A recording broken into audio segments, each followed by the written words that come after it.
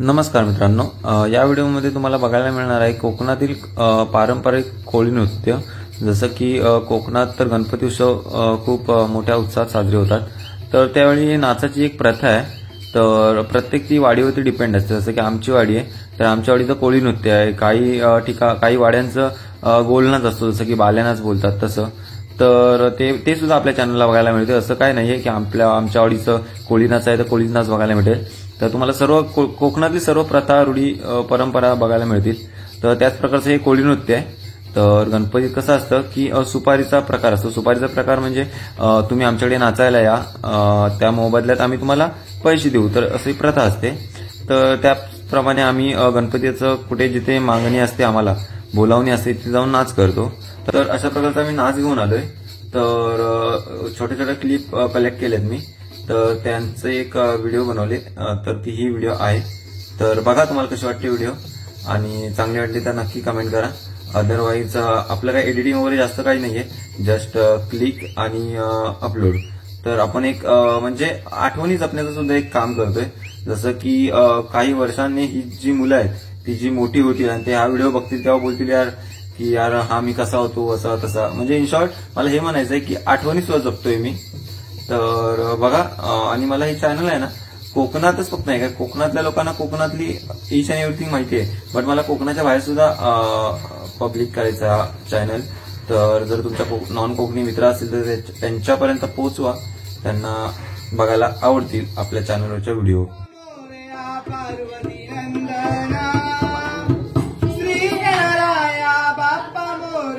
पार्वती नंदना कार्यारंभी पूजुणी करी तो प्रार्थना तुझा आळवितो गणा।